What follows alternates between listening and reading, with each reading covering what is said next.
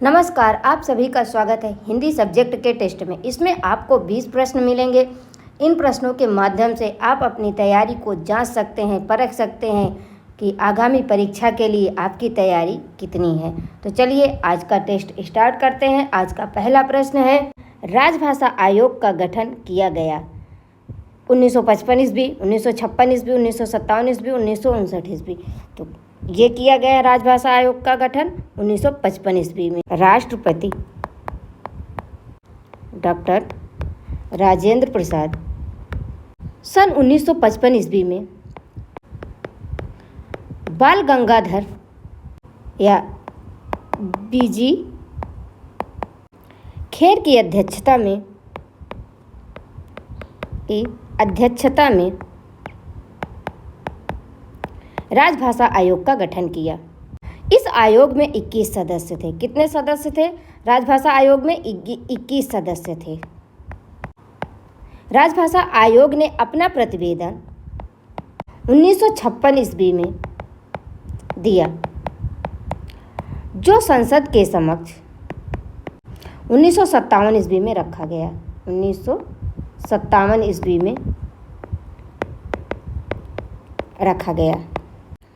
अवधी बोली की उपबोली है भुक्सा, पांवरी, जोलहा, निभट्ठा। तो ये है जोलहा। सी ऑप्शन हमारा सही होगा। और अवधी बोली की अन्य उपबोली है गहोरा, जुड़रा। भुक्सा ब्रज भाषा की है। भुक्सा ब्रज भाषा की उपबोली है। पांवरी बुंदेली की उपबोली है। निभट्ठा बघेली की है। अगला प्रश्न है, व्युत्पत्ति के अनुसार संबंध सूचक के कितने भेद हैं?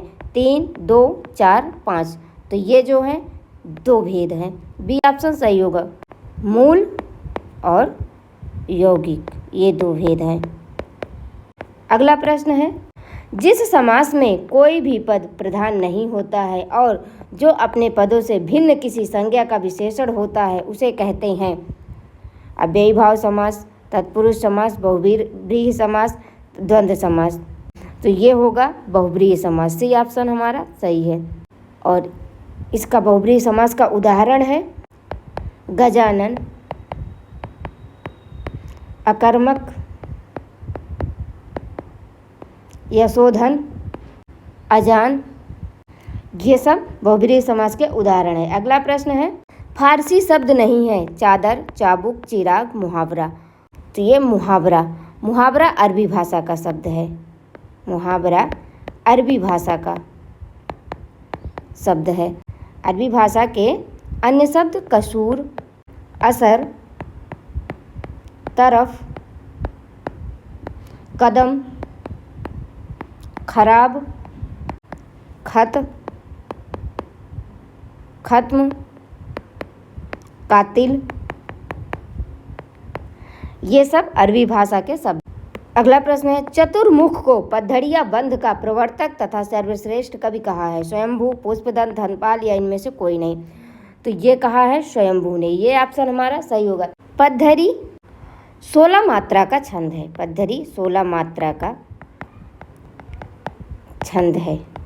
इस छंद के नाम पर इस पद्धति पर लिखे जाने वाले काव्यों को पद्धड़िया बंध कहा गया है। इस छंद के नाम पर, इस पद्धति पर वाले काव्यों को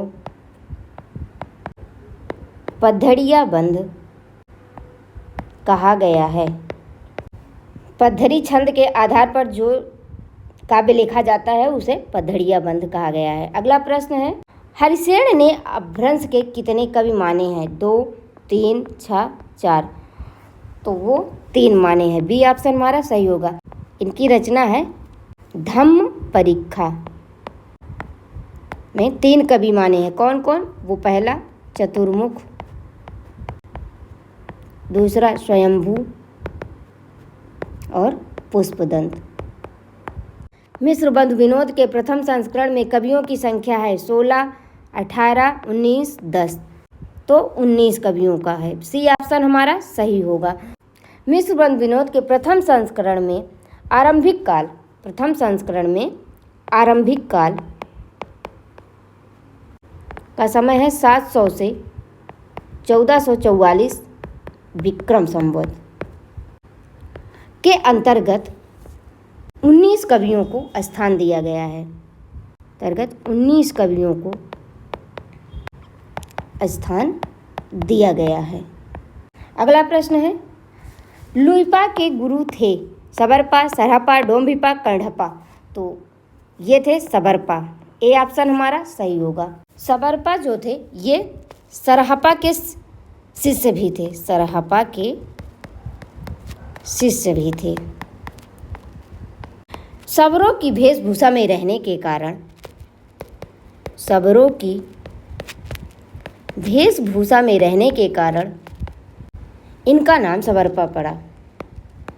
जन्म इनका, सबरपा का जन्म क्षत्रिय कुल में, किस कुल में? क्षत्रिय कुल में। क्षत्रिय कुल में सन 780 ईस्वी में हुआ। कब? 780 ईस्वी में हुआ। और सबरपा की प्रसिद्ध पुस्तक है, सबरपा की प्रसिद्ध पुस्तक चर्यापद है। चर्यापद यह इनकी प्रसिद्ध पुस्तक है। अगला प्रश्न है, पृथ्वीराज रासो को सुख सुखी संवाद के रूप में रचित माना है। डॉक्टर वूलर, आचार्य हजारी प्रसाद द्विवेदी, डॉक्टर बच्चन सिंह, आचार्य रामचंद्र शुक्ल थे। ये माना है आचार्य हजारी प्रसाद द्विवेदी ने। बी ऑप्शन हमारा सही होगा। डॉक्टर वूलर ने सर्वप्रथम कश्मीरी कवि जयानक कृत पृथ्वीराज विजय के आधार पर, पृथ्वीराज विजय के आधार पर सन 1875 ईस्वी में पृथ्वीराज रासो को अप्रमाणिक घोषित किया।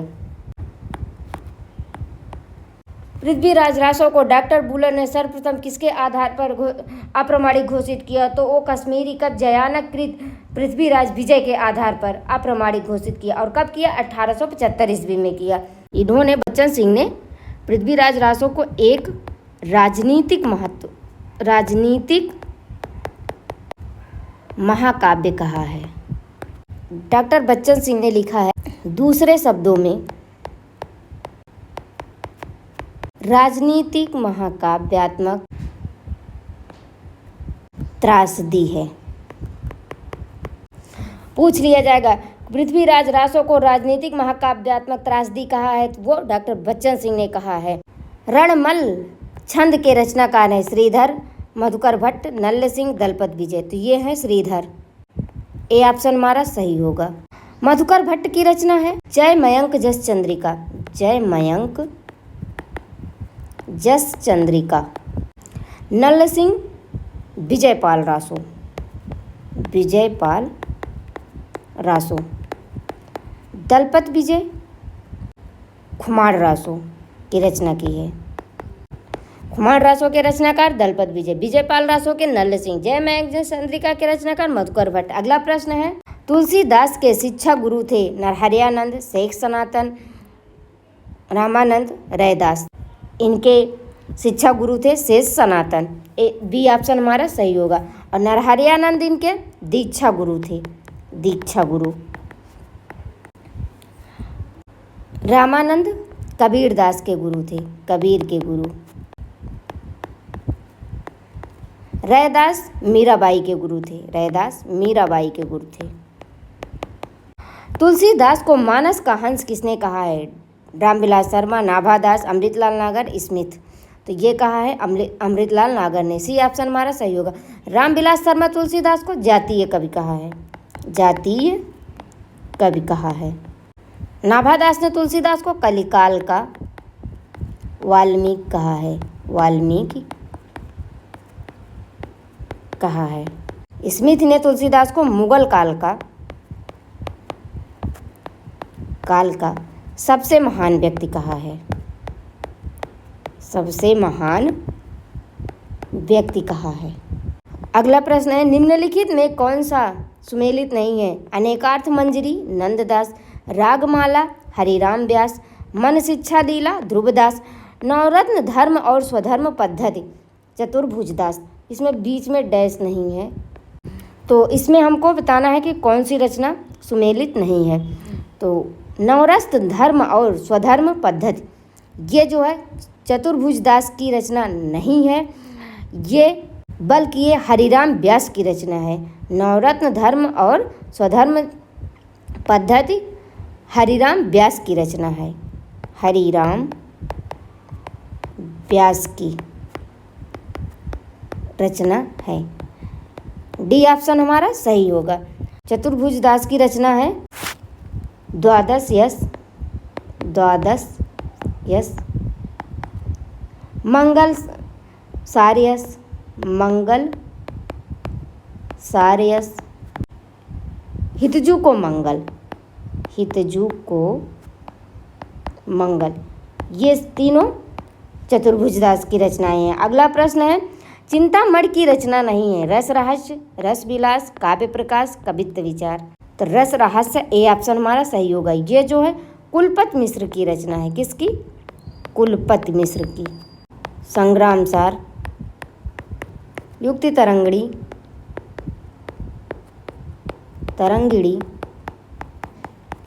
नखशिख,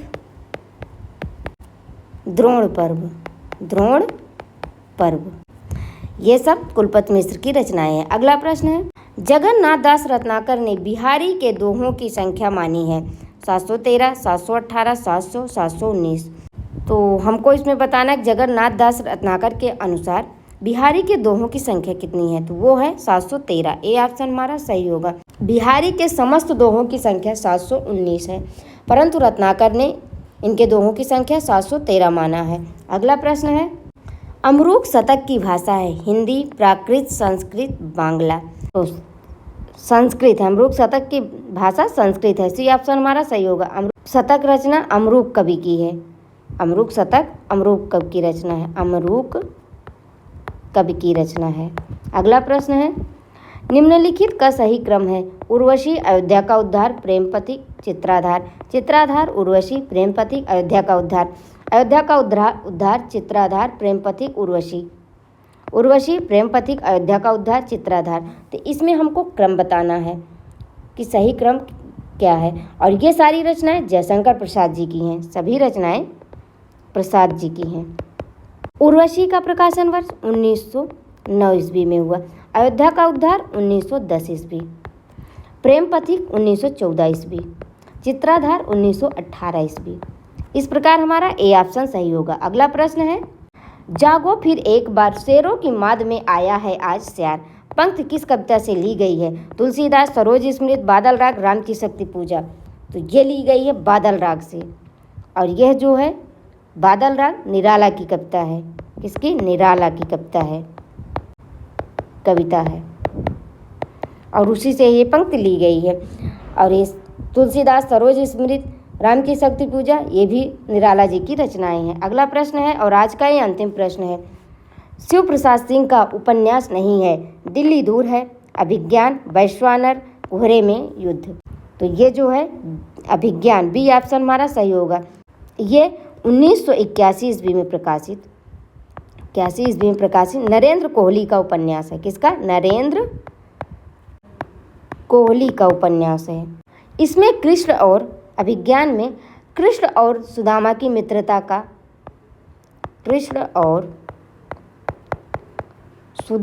मित्रता का नया संदर्भ वर्णित है। शेष तीनों जो हैं शिव प्रसाद सिंह के उपन्यास हैं। दिल्ली दूर है 1993 ईस्वी में प्रकाशित हुई। वैश्वानर 1996 ईस्वी। कोहरे में युद्ध 1992 ईस्वी में प्रकाशित हुआ। ये जो है तीनों शिव प्रसाद सिंह जी के उपन्यास हैं। मिलते हैं अगली क्लास में, तब तक के लिए नमस्कार।